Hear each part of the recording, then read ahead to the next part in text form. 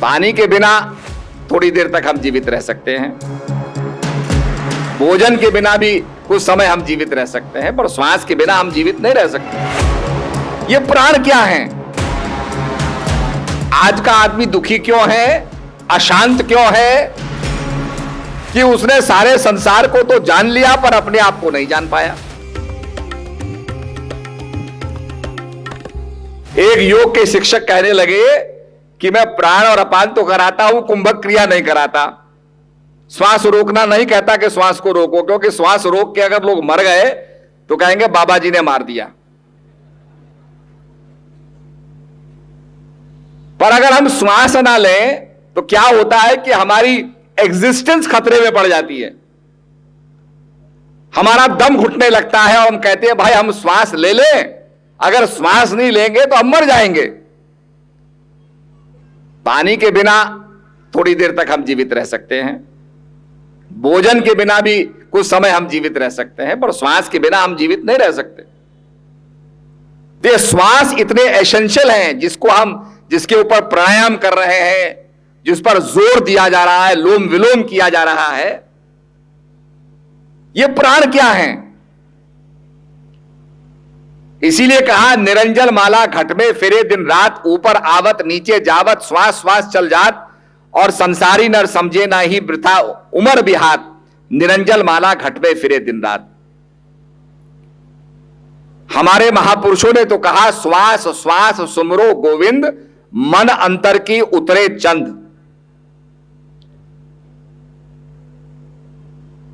तो हमारे संतों ने तो श्वास को समझने को कहा कि श्वास क्या है। श्वासा खाली जात है, तीन लोक का मोल, ऐसे महंगे मोल का एक श्वास जो जाए, 14 लोक ना पड़तरे काहे धूल मिलाए। और इस श्वास को हम भूल बैठे हैं। आज का आदमी दुखी क्यों है,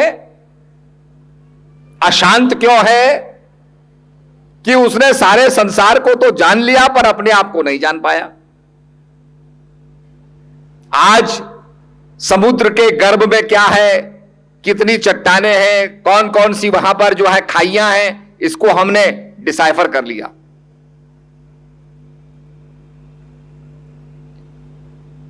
हिमालय कैसे बढ़ रहा है? हर वर्ष हिमालय 1 इंच ऊपर बढ़ता है।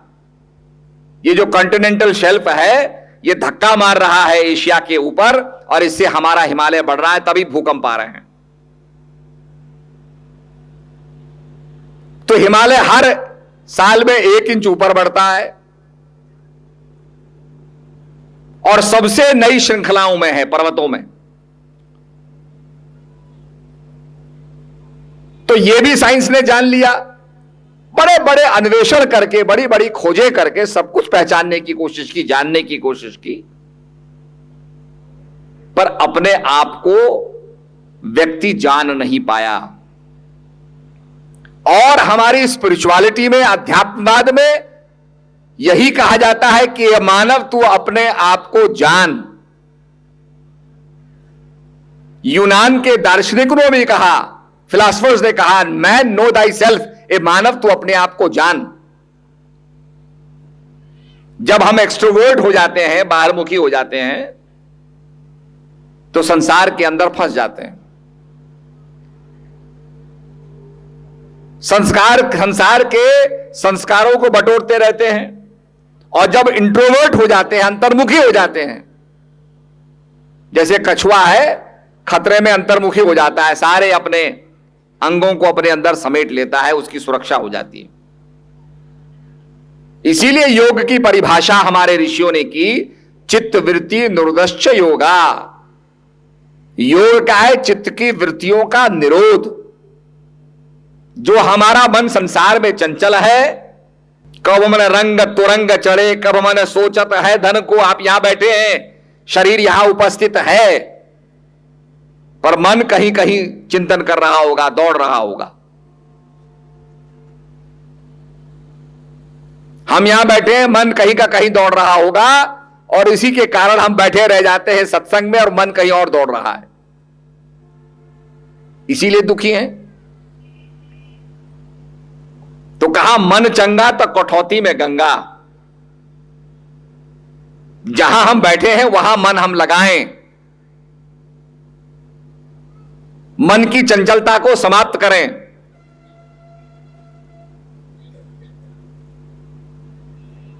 और यही बात भगवान कृष्ण ने अर्जुन को बताई, और अर्जुन कहता है प्रभु निसंदेह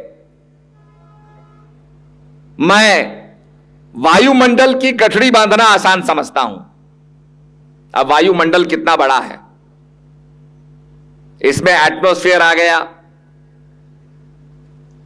इसके परिधि के बाद स्ट्रेटोस्फियर आ गया, तो कितना बड़ा यह वायुमंडल है। और उसको भी कंटेन करने की बात अर्जुन कर रहा है कि इसको भी गठड़ी के मूड में एनवेलप करना आसान है। धरती को बाणों से वेद करके जल को प्राप्त करना भी आसान है।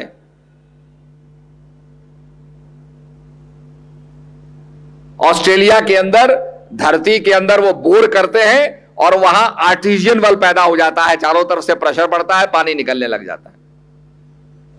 उत्तराखंड के पहाड़ों में जगह जगह जगह पर जो है ट्यूबवेल लगा दिए गए हैं, बोरिंग करके हैंडपंप लगा दिए गए पहाड़ों में, क्योंकि चारों तरफ का पानी आ जाता है।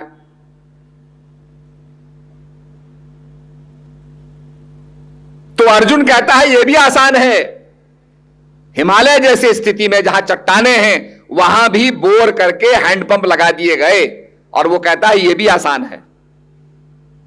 उसके लिए उपकरण होते हैं, मशीनें होती हैं, फंड्स चाहिए, हो जाएगा।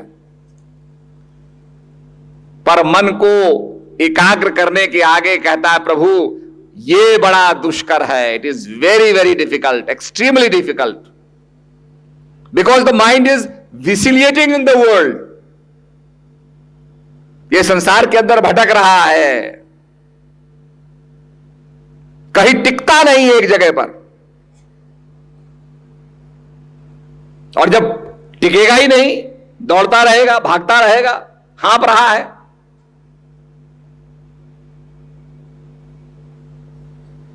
तो ऐसी स्थिति में अर्जुन कहता है बड़ा मुश्किल है, दुष्कर है। अब जो अर्जुन द्रौपदी को वर के लाया, आज द्रौपदी का वर्ण कैसे किया तो आपको पता है कि वहां पर एक प्रतियोगिता थी, उसमें एक मच्छी टांगी गई, मच्छी घूम रही थी और नीचे एक कढ़ा था, उस मच्छी का रिफ्लेक्शन कढ़ाई में पड़ रहा था, और यह शर्त थी कि कढ़ाई में मच्छी को देख करके, रिफ्लेक्शन को देख करके, और तब मच्छी की आंख को तीर से बेधा जाए। उसको भी अर्जुन ने हासिल कर लिया। उसमें कितना कंसंट्रेशन की आवश्यकता होगी आप सोच लो। मच्छी घूम करके आती है, कितना उसमें टाइम लैप्स है, उसको भी वो रिफ्लेक्शन में देख रहा है, आमने सामने नहीं, इनडायरेक्ट। और वहां देख करके ऊपर सिर के ऊपर तीर छोड़ता है, और तीर जाके मच्छी की आंख में लगता है, और वो द्रौपदी का वहां वर्ण करता है। उस समय तो वो अर्जुन के वेशभूषा में नहीं था, साधारण व्यक्ति की वेशभूषा में था। तो कहने का अभिप्राय है कि जो अर्जुन ऐसा काम कर सकता है, गांडीव अपने हाथ में पकड़ सकता है, वो भगवान से कहता है कि मन को काबू करना बड़ा मुश्किल है, एक्सट्रीमली डिफिकल्ट, बहुत दुष्कर है। तो भगवान कहते हैं निश्चय तुम ठीक कहते हो, पर अभ्यास और वैराग्य से हे कौन्ते ये वश में हो सकता है। It is possible by practice and by renunciation. अभ्यास और वैराग्य